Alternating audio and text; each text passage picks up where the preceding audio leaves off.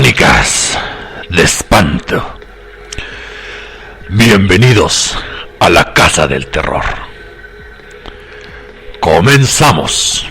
Yo soy Eduardo Campos y desde León, Guanajuato, con mi voz natural, narraré una leyenda de nuestro pueblo mexicano.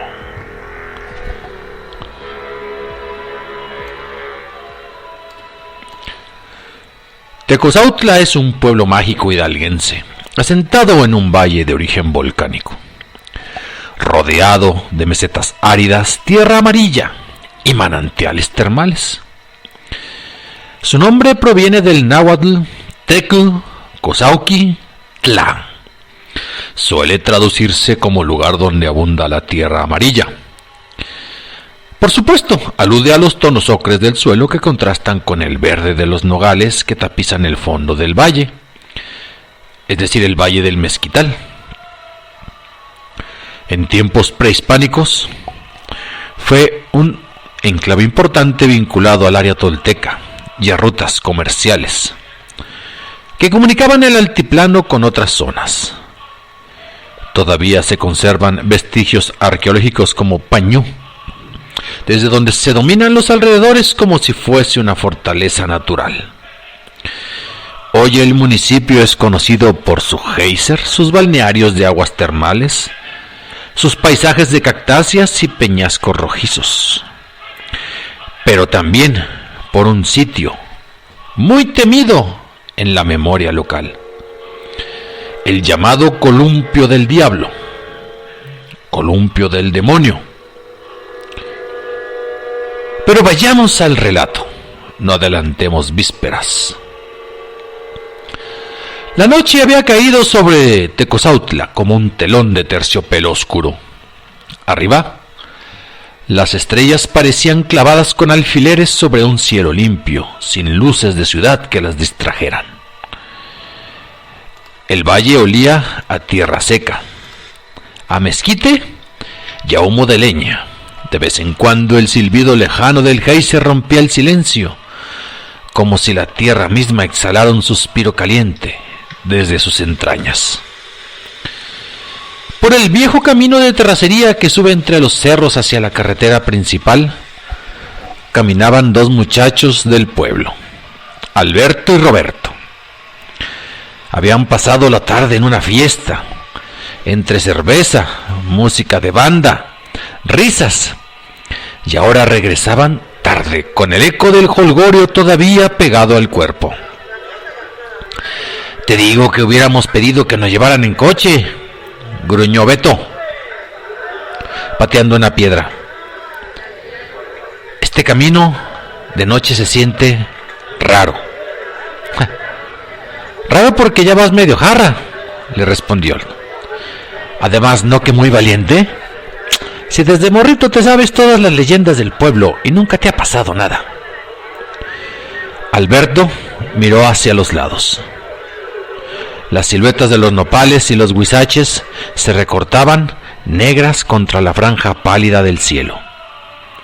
El viento se paseaba entre las espinas levantando un murmullo seco, como si algo rozara la piel del cerro. No es lo mismo oír las leyendas a plena luz del día en la plaza que venir caminando por donde las cuentas. ¿A poco sí te da miedo el famoso Columpio del Demonio? Si eso lo inventaron para que la gente no ande de curiosa por allá de noche. Beto tragó saliva. Pues no inventaron que aquí se han escuchado gritos, ¿eh? Mi abuelo dice que antes, cuando todavía no estaba tan transitada esta zona, la gente le daba la vuelta al cerro con tal de no pasar por aquí. El camino comenzó a inclinarse un poco. A la derecha, la pendiente caía sobre una hondonada oscura. A la izquierda, la ladera subía salpicada de piedras rojizas, como brasas apagadas.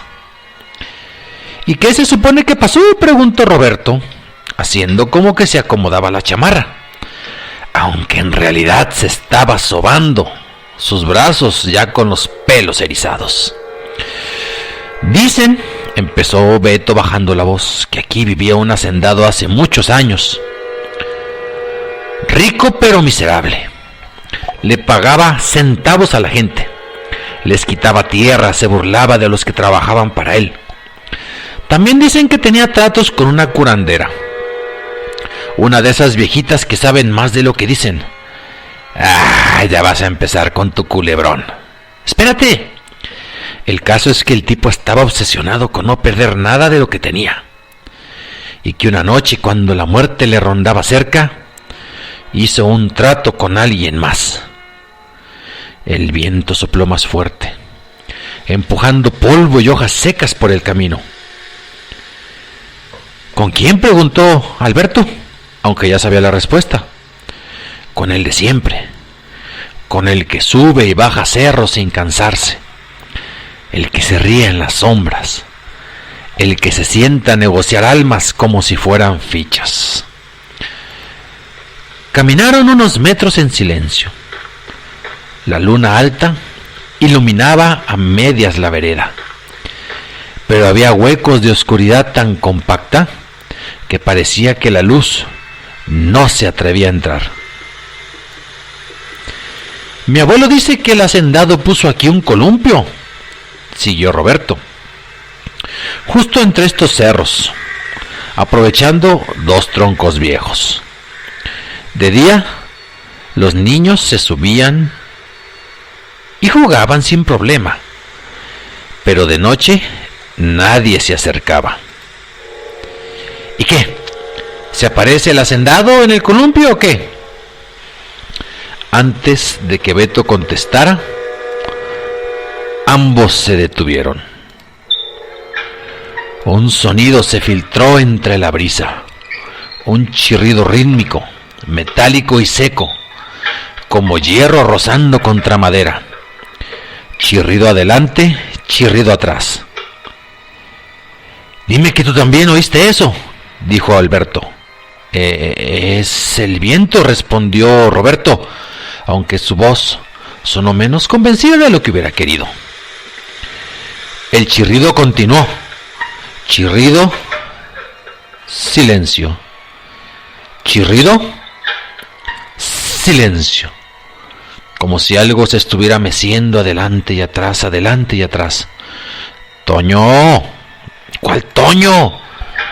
Soy Beto. Perdón, ¿te acuerdas dónde se supone que estaba el columpio del demonio? Por estas colinas, contestó él mirando hacia arriba. Conforme sus ojos se acostumbraban a la oscuridad, pudieron distinguir un poco más arriba en la ladera la figura de dos troncos secos que se alzaban como columnas torcidas. Entre ellos colgaba una cuerda negra, y de la cuerda pendía una tabla que se movía lentamente.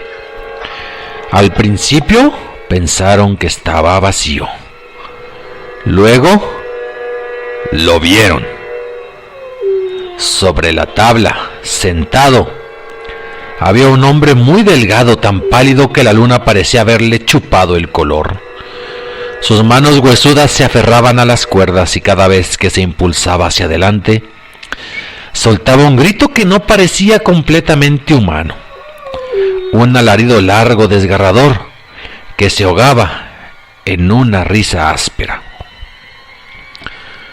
Lo más terrible, sin embargo, era su rostro. Una sonrisa congelada, amplia, fija, que no cambiaba aunque su garganta quebrara en gritos. No mires tanto, decía Alberto con voz quebrada. Vámonos, Roberto, vámonos ya. Pero los pies no le respondían. Era como si el suelo se hubiera pegado a sus botas, como si un frío profundo les hubiera invadido los huesos, clavándolos al lugar. El chirrido del columpio se hizo más rápido, adelante y atrás, adelante y atrás. Buenas noches, dijo el hombre del columpio sin dejar de sonreír. La voz sonó directamente en la cabeza de los muchachos, aunque estaban lo suficientemente lejos como para que no se tuviera que escuchar con tanta claridad. ¿Oíste? Sí, Pero él no movió la boca. El hombre siguió meciéndose.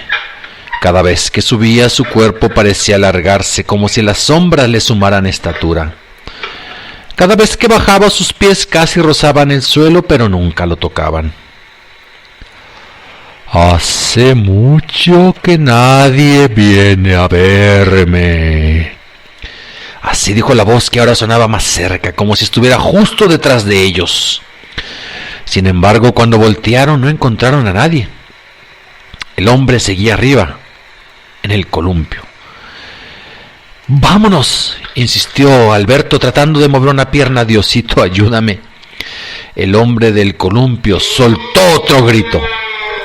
Esta vez el alarido hizo eco entre los cerros, rebotando como una ola de sonido que les golpeó el pecho. A Toño se le nubló la vista de un instante.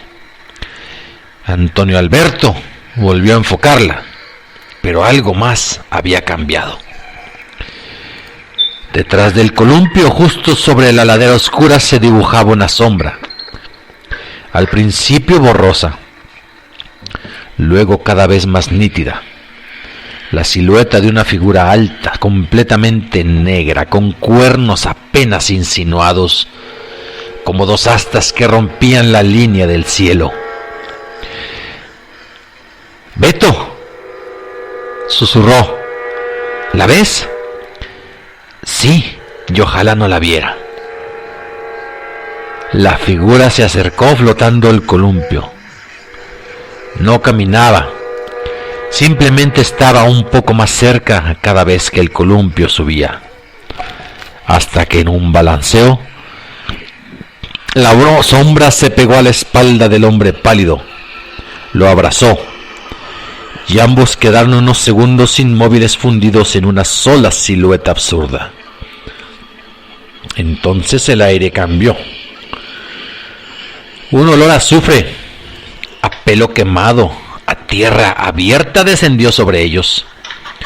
La temperatura subió de golpe, como si alguien hubiera encendido un horno invisible frente a sus caras. «No vuelvan por este camino», dijo la voz, que ya no era solo del hombre ni solo de la sombra, sino algo más profundo y antiguo. «No todos los que suben regresan completos». El columpio se detuvo abruptamente. Después, sin transición, las dos figuras se encendieron en llamas. No fueron llamas normales, amarillas y naranjas, sino lenguas de fuego rojizo, casi negro en el centro, que devoraron el cuerpo del hombre y la sombra sin dejarles tiempo de gritar. Antonio Alberto y Gilberto Roberto sintieron cómo el calor les golpeaba el rostro, y al mismo tiempo una fuerza invisible los empujaba hacia atrás. Cayeron de espaldas en el camino. Cuando parpadearon jadeantes, el fuego se había apagado. Arriba solo quedaba el columpio quieto, la tabla ennegrecida colgando en silencio. Bajo él, un pequeño círculo de ceniza oscura dibujaba una mancha perfecta sobre la tierra amarilla. «Levántate, levántate», dijo Beto casi llorando. «Vámonos ya». Sus piernas por fin respondieron. Empezaron a correr, caminar abajo sin mirar atrás, tropezando con piedras, arrancándose espinas de los pantalones sin detenerse. El chirrido del columpio los siguió unos metros, o tal vez era solo su memoria amplificando el sonido. No lo supieron. No dejaron de correr hasta que las primeras luces del pueblo se dibujaron sobre los nogales. Solo entonces, con la respiración hecha trizas, se atrevieron a voltear hacia el cerro. La ladera estaba inmóvil. El columpio desde esa distancia no era más que una pequeña sombra colgando en medio de la nada. «Nadie nos va a creer», dijo Toño con la voz ronca. «Mejor», respondió Gil. «Así no vendrán a buscar lo que no se les ha perdido». Esa misma noche, ya en casa, los dos encontraron pequeñas marcas negras en la suela de sus zapatos, como si hubieran pisado ceniza caliente. El olor a quemado tardó días en desaparecer de sus narices. Desde entonces, cuando alguien en Tecozautla propone ir a explorar el camino del columpio del demonio de noche, hay quienes se ríen, quienes se emocionan y quienes se quedan callados, mirando hacia los cerros con un respeto que roza el miedo. Porque en ese valle rodeado de domos volcánicos y tierra amarilla donde los manantiales brotan calientes de lo más profundo del suelo, la gente sabe que hay fuerzas que no necesitan presentación. Algunas se esconden bajo la forma del agua que hierve, otras bajo la forma de un columpio que chirría en la oscuridad, esperándote entre dos troncos resecos. Y cuentan que si alguna noche caminas por ese camino y escuchas un chirrido regular, metálico y seco, no levantes la vista hacia la ladera. No querrás descubrir quién se está meciendo. Soy Eduardo Campos, desde León, Guanajuato. Grabo para ustedes leyendas de terror de México, de América Latina. Esto fue Crónicas de Espanto. Y nos vemos la próxima semana. Con mi voz natural,